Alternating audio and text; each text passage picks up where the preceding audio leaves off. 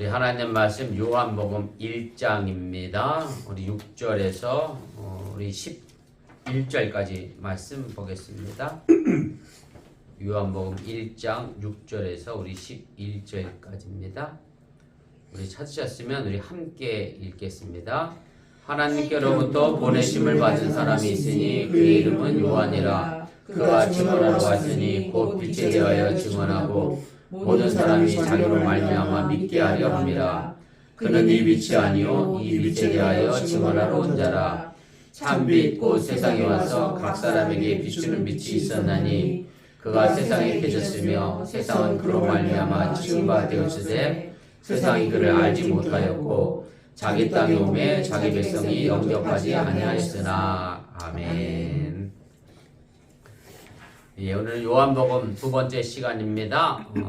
지난 시간에 이어 세례 요한이 이제 와서 참빛 대신 예수님을 증거한다. 말씀으로 육신이 되신 예수님을 이제 증거하는 그런 사람으로 등장을 하게 됩니다. 그래서 우리 내용분에 제일 먼저 보시면 지금 우리가 서론에 해당되는 1장 1절에서 이제 18절까지 있는 말씀의 내용이고요. 말씀이라고 하는 이미지로 이제 그리스도의 본질과 또 예수님에 대한 우리의 자세가 어떠해야 하는가에 관한 말씀의 내용이 있습니다. 그래서 8절까지가 이제 세상의 생명과 빛으로 오신 예수님에 관한 말씀의 내용이 이어졌었고, 그리고 오늘 11절까지 읽었었는데, 그런데 그 백성이 예수님에 대하여 거부했다라고 하는 이제 그런 내용입니다. 우리 본문 개요로 넘어가겠습니다.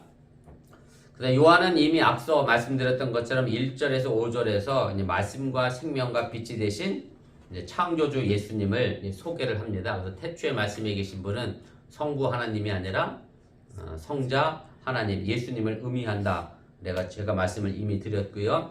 태초부터 그래서 구약 시대에 이르기까지 말씀의 생명을 주시는 그런 사역의 일들을 또 말씀의 빛을 비추시는 사역을 감당했다라고 하면서 소개를 했습니다. 그리고 5절 마지막 부분에 그렇게 빛이 비추어졌었는데 어두움이 깨닫지 못했다. 그래서 빛이 모자라서가 아니라 어두움 그 자체가 앞을 볼 수 있는 어떤 영적인 눈이 띄어 있지 않아서 참빛 대신 예수님을 말씀 대신 예수님을 알아보지 못했다라는 말씀을 드렸습니다.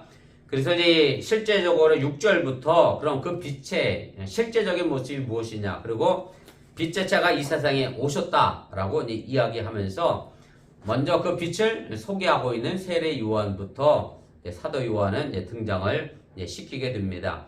그래서 실제적으로 우리가 그렇게 이야기를 합니다. 구약성경 제일 마지막이 말라기서잖아요. 그리고 신약시대 예수님이 오실 때까지의 기간이 약 400년 정도의 시간인데, 그래서 그 시간을 우리가 신학교에서는 신구약 중간기라는 그런 과목도 있어요. 그래서 그 말라기 시대부터 예수님까지 오기까지 과정의 말씀도 배우는데, 사실 그래서 그런 측면에서 보면 말라기 이후에 구약의 마지막 선지자가 세례 요한이고, 그리고 그 이어 신약을 연결하는 선지자가 세례 요한이기 때문에 세례 요한이 굉장히 중요한 그런 역할을 하고 있다. 우리가 그렇게 생각해 볼 수가 있습니다.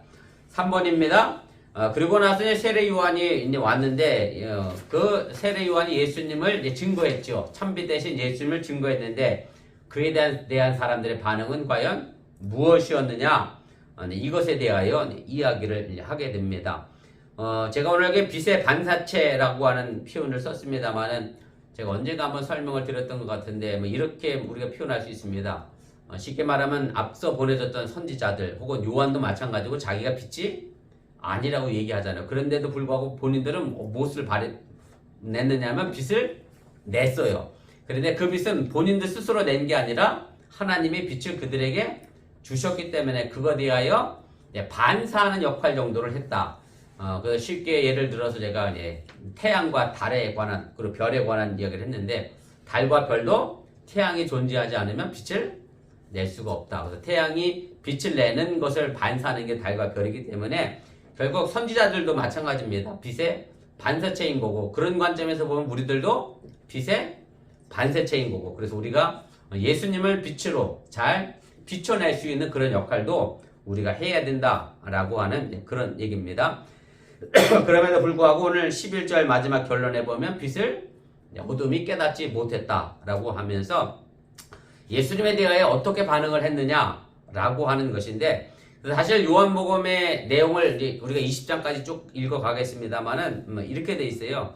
예수님에 대하여 그것을 받아들인 사람과 받아들이지 않는 사람, 이 두 축에 관한 말씀을 계속해서 이끌어가게 됩니다. 그래서 제가 설교 시간에 자주 말씀드렸습니다만은 요한복음에는 그래서 이미와 아직이라는 단어가 많이 등장합니다. 그래서 예수님을 이미 영접한 사람들은 뭘 받았죠? 구원을 받았다라고 얘기하고, 그리고 우리는 아직 저 천국 그리스도에는 가지 못했다. 그래서 이미와 아직이라는 그 긴장의 관계가 있는데, 그래서 사람들의 반응을 그 이미와 아직을 가지고 예수님을 영접했느냐 안 했느냐라고 하는 큰 축으로 요한복음은 설명을 하고 이끌어가게 됩니다. 우리 본문 주석 보겠습니다. 1페이지 제일 마지막입니다. 하나님께로부터 보내심을 받은 사람은 누구입니까? 오늘 6절에 나와 있는데 제가 6절 말씀 다시 한번 읽겠습니다. 하나님께로부터 보내심을 받은 사람이 있으니 그의 이름은 요한이라, 이렇게 되어 있습니다.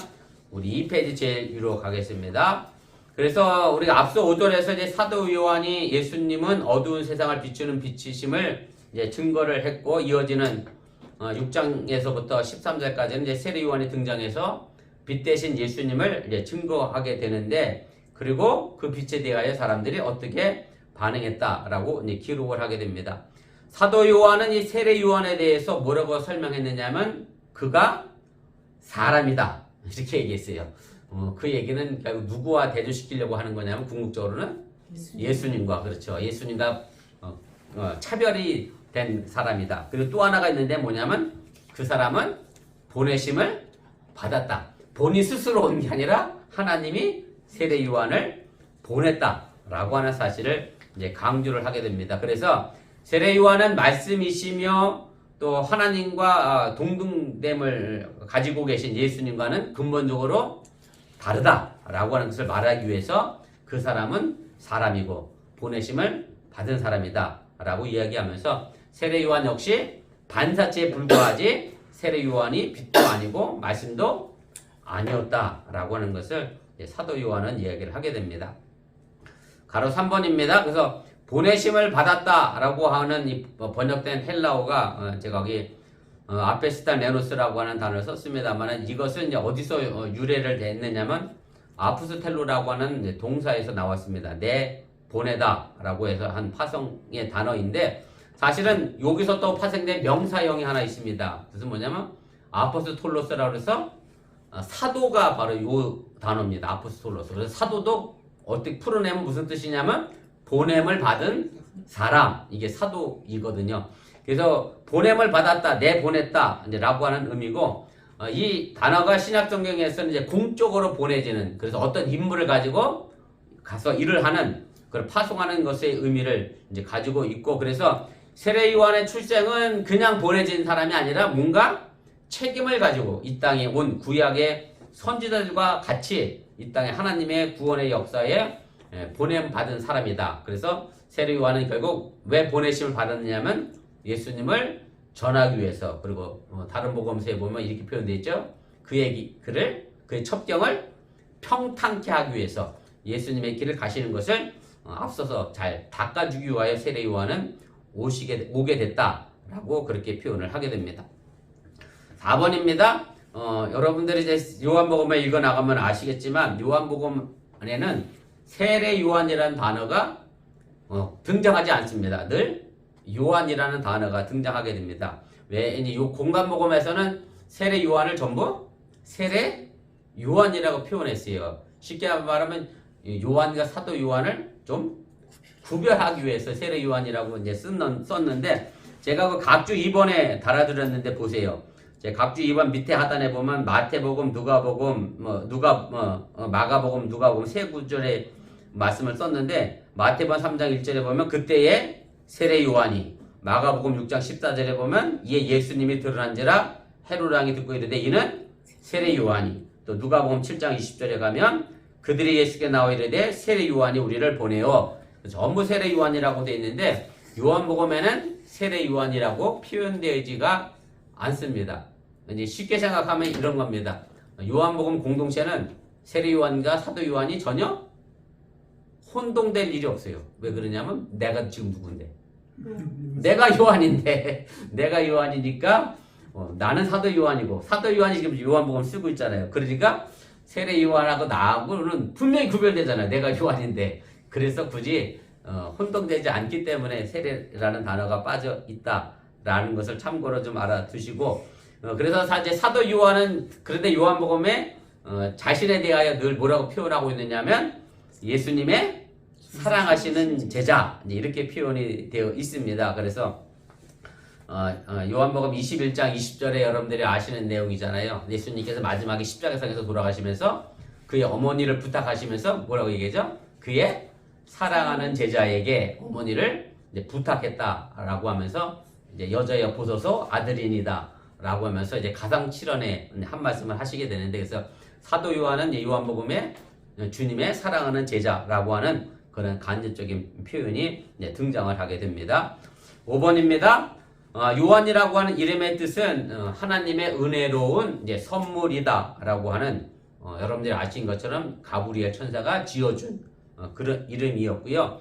뭐 공간복음서에 이미 나와 있습니다만 예수님보다 6개월 먼저 태어나게 되는데 그의 아버지 사가랴와 그리고 어머니 엘리사벳이 나이가 이미 많아서 아이를 낳을 수 없는 상황에서 이제 요한을 낳기 때문에 말 그대로 이 부부에게는 요한이 정말로 하나님의 기적 같은 은혜로운 선물일 수밖에 없는 그런 존재가 됐다라고 하는 얘기고 그리고 뭐 부모님에게뿐만 아니라 사실은 예수님을 증거하는 자로 왔기 때문에 많은 사람들에게도 선물이 되는 존재가 되어졌다라고 하는 것을 우리가 생각해 볼 수 있고요.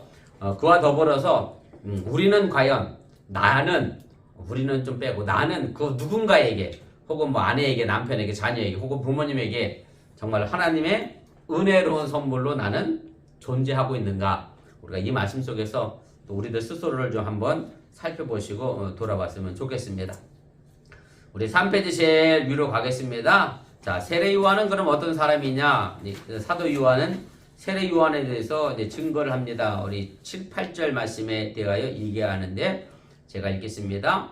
그가 증언하러 왔으니 곧 빛에 대하여 증언하고 모든 사람이 자기로 말미암아 믿게 하려 함이라. 그는 이 빛이 아니요 이 빛에 대하여 증언하러 온 자라.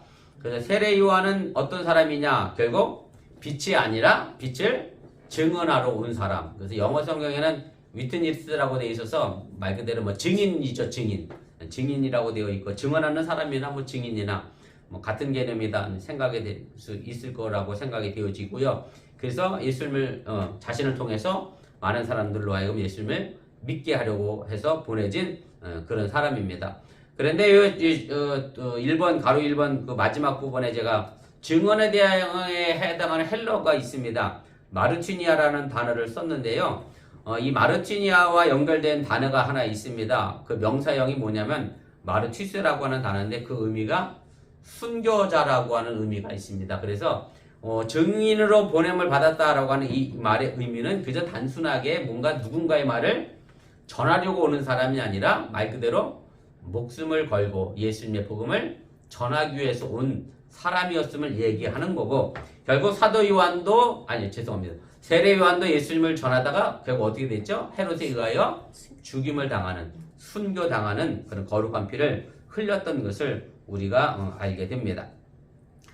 2번입니다. 우리 가로 2번 보겠습니다. 그래서 1절, 2절에서는 이제 말씀이 하나님인 것을 강조하고 있다고 하면 6절에서 8절까지는 똑같은 형식으로 세례 요한은 빛이 아님을 이제 강조를 하게 되고요. 그리고 사실은 세례 요한이 이 부분에 대하여 본인 스스로 또 이야기를 합니다. 제가 거기 가로 2번 세 번째 줄부터 썼는데 보세요. 세례 요한은 자신이 그리스도가 아니다 라고 말합니다. 각주 6번에 달아드렸는데 요한복음 1장 20절 우리가 앞으로 읽어나가겠습니다만 요한이 드러내어 말하고 숨기지 아니하니 드러내어 하는 말이 뭐냐면 나는 그리스도가 아니라 쉽게 말하면 지금 세례 요한을 뭐로 오해하고 있는 거죠? 사람들이 그리스도라고 오해하고 있는 상황에서 자기가 숨기지 않고 분명하게 얘기했다라는 말씀이고요. 그 다음에 자신은 말씀이 아니라 말씀을 전하는 광야에서 외치는 자의 소리다 라고 또 이야기를 하게 됩니다. 우리 각주 7번인데 이렇게 돼 있죠. 또 말하되 누구냐 우리를 보낸 이들에게 대답하게 하라. 너는 내게 대하여 무엇라 하느냐 이르되 나는 선지자 이사야 말과 같이 주의 길을 곱게 하라고 광야에서 외치는 자의 소리라. 나는 그저 소리에 불과하다 라고 분명히 얘기를 합니다. 그리고 잘 아시는 말씀처럼 나는 예수님의 신발끈을 풀기도 감당할 수 없는 그런 천한 사람이다 라는 것을 이제 사도 바울이 세례 요한이 이야기를 하게 됩니다. 제가 사실은 이제 세례 요한의 이런 모습을 보면서 참 이게 어려운 이야기이긴 합니다. 무슨 얘기냐면 사람들이 세례 요한을 향하여 막 그리스도인 것처럼 몰려왔는데 세례 요한은 나는 아닙니다. 나는 그리스도가 아닙니다라고 숨기지 않고 드러냈다라고 이야기하고 있는데 그래서 우리 뭐 좀 우스갯소리로 이야기할 수도 있겠습니다만은 낄 때는 어떻게 하죠? 잘 우리가 껴야 하고 빠질 때는 잘 빠져야 하는데 사람들이 빠져야 할 때는 잘 안 빠지고 꼭 자기가 그리스도인 것처럼 자기 이름을 드러내고자 하는 사람들이 있어서 또한 문제가 되는 것은 아닌가 그런 생각을 하게 됩니다. 내가 아니면 난 분명히 아니다 라고 말할 수 있어야 하는데 아님에도 불구하고 뭔가 숨기고 감추고 라고 하려고 하는 그런 모습들. 사실 우리가 신앙 안에서도 부족하면 난 신앙으로 참 부족합니다. 그래서 예수님에게도 그렇게 이야기하는 아버지가 있었죠. 나의 믿음 없는 것을 도와주소서. 솔직히 이야기할 수 있는 그런 신앙의 자세들이 우리에게 필요하다라고 하는 것을 여러분들이 더불어서 좀 생각해 주시면 좋겠습니다. 가로 3번입니다. 세례 요한이 이제 이 사실을 밝히는 이유는 제가 아까도 말씀드렸던 것처럼 실제로 사람들 가운데서 세례 요한을 메시아로 오해하는 사람들이 있었고 또 세례 요한이 죽은 이후에도 초대교회 시대에서도 세례 요한에 대하여 집착하는 사람들이 있었기 때문에 그렇습니다. 제가 각주 9번과 10번 달아드렸는데 보세요. 누가복음 3장 15절 말씀인데 백성들이 바라고 기다림으로 모든 사람들이 요한을 혹 그리스도신가 심중에 생각했다. 그래서 세례 요한은 그렇기 때문에 더 그랬다라고 하는 얘기고 각주 10번에 있는 말씀은 아볼로에 관한 이야기입니다. 아볼로가 열심히 성경을 가르쳤는데 어떤 사람이었느냐면 사도행전 18장 25절이죠. 그가 일찍이 주의들을 배워 열심으로 예수에 관한 것을 자세히 말하며 가르치나 요한의 세례만 알았다. 이렇게 표현함으로 해서 초대교회에도 세례 요한의 많은 부분, 일정 부분 영향을 미치고 있었다라고 하는 사실을 우리가 이제 알게 됩니다. 3번입니다. 자, 그럼 세례 요한이 증거한 것은 무엇이겠습니까? 오늘 이제 9절에 있는 말씀입니다. 참빛 곧 세상에 와서 각 사람에게 비추는 빛이 있었나니 결론적으로 말씀드리면 세례 요한은 참빛에 대하여 증언하기 위하여 참빛이 누구냐에 대하여 전하기 위해서 왔고 그 참빛은 곧 예수님임을 분명하게 이야기를 하게 됩니다.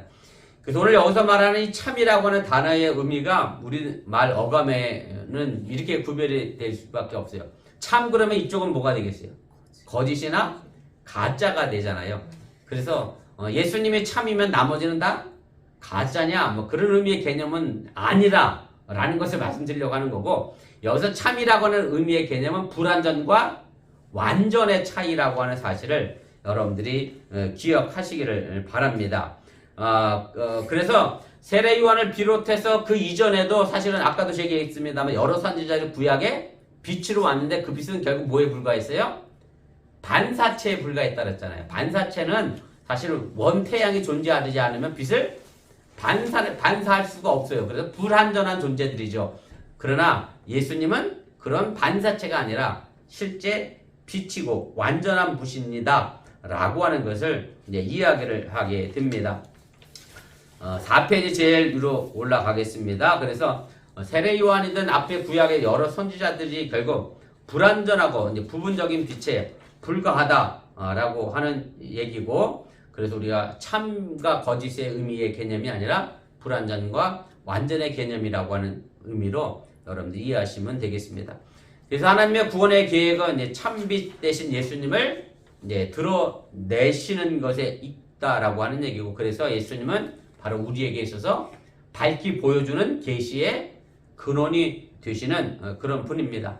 그래서 사실은 정도의 차이가 있습니다만은 하나님은 모든 사람에게 예수님을 알만한 것들을 우리에게 주셨습니다. 그래서 사도 바울의 표현대로 하면 그 빛을 보지 못한 사람은 한 사람도 없습니다.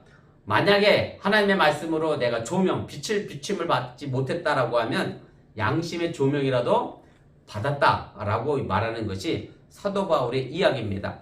제가 각주 12번 달아드렸는데 이미 로마서 때 제가 들었던 말씀입니다. 로마서 1장 19절 20절까지 있는 말씀인데 보세요. 이는 하나님을 알만한 것이 그들 속에 보임이라. 하나님께서 이를 그들에게 보이셨느니라. 이렇게 말합니다. 그 다음에 창세로부터 그의 보이지 아니하는 것들 곧 그의 영원하신 능력과 신성이 그가 만드신 만물에 분명히 보여 알려졌나니 그러므로 그들이 핑계하지 못할지니라 라고 말씀합니다. 로마서의 1장의 이 부분의 이야기의 말씀은 이방인들을 향하여 사도 바울이 이야기한 겁니다. 무슨 얘기냐면 유대인들이야 뭐 하나님의 말씀을 이미 받았기 때문에 그 말씀을 지키지 않았으니 뭐라고 얘기할 수 있어요? 너희는 죄인이다 라고 정죄할 수 있는데 이방인들 입장에서는 아이고 우리는 하나님을 알지를 못했습니다. 그러니까 우리가 뭐 하나님을 알지도 못하니 하나님의 율법도 당연히 모르는 것은 당연합니다. 그러니 우리가 어쩔 수 없이 우상에게 절하고 예배할 수밖에 없었습니다. 라고 핑계하니까 사도 바울이 뭐라고 얘기하는 거냐? 바로 이 본문이에요. 하나님은 이 세상 모든 만물을 창조하시면서 거기에 뭐를 담아주셨어요? 하나님을 알아볼 수 있도록 하나님의 영혼을 담아주셨다라고 하는 얘기고 그래서 제가 언젠가 얼마 최근에 설교 시간에 그랬던 것 같아요. 여러분들이 바닷가 가서 멋있다 그걸로 끝나지 말고 거기서 뭘 발견하라고 그랬죠 제가? 이렇게 멋지게 창조하신 하나님을 발견해라.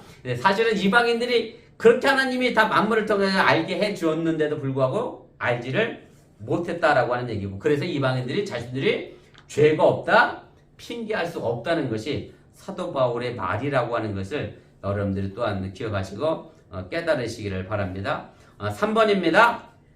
9절은 여러 번역이 이제 가능한 말씀의 내용인데 9절에 보면 빛을 주어로 보느냐 이제 보호로 보느냐에 따라서 결정된다라고 하는 얘기고 우리가 가지고 있는 개정 성경은 빛을 주어로 번역했습니다. 그래서 참빛이 있었다. 이제 이렇게 번역을 했고요. 실제적으로 앞에 예수님에 대해 뭐라고 말씀했죠? 예수님 어떤 분이 태초부터 계셨던 로고스 말씀이라고 그랬잖아요. 그래서 보호로 번역을 하게 되면 이렇게 됩니다. 그 말씀은 참 빛이었다. 이렇게 해석이 되고요. 그래서 주어로 해석하느냐 보호로 해석하느냐의 차이가 있다라는 것 여러분들이 기억하시고 이렇게도 헬라어 원문을 보면 번역 가능성이 있음도 여러분들이 알아두시면 좋겠습니다. 4번입니다. 사도 요한이 이제 예수님을 참빛이라고 말한 것에는 이제 두 가지 가능성이 있습니다. 뭐 앞서 설명드린 내용과 약간 맥락이 비슷할 수 있습니다만은 구약 성경에서 하나님은 오실 예수님을 가리키는 그림자들을 이제 사용하셨다라고 하는 얘기고요. 쉽게 말하면 그림자는 왜 생기게 되느냐라고 묻는다면 뭐가 있기 때문에? 실제가 있기 때문에 그림자가 생기는 거예요. 실제가 없으면 그림자도 존재하지 않게 되죠. 그래서 구약 성경에서 하나님께서 여러 명의 선지자들 보내시고 여러 가지 일들을 이루신 것은 결국 앞으로 오실 누구를 예수님의 그림자로 미리 보여주신 예표하신 그런 것을 말씀하고 있다라고 하는 얘기입니다. 두 번째입니다. 아마도 요한이 복음서를 쓸 당시 아까도 얘기했던 것처럼 거짓 메시아, 흔한 말로 우리가 예수님을 반대하는 적 그리스도가 참빛 행세를 하려고 하는 사람들이 있었고 그것을 미혹하려고 하는 사람들이 있었다라고 하는 얘기고요.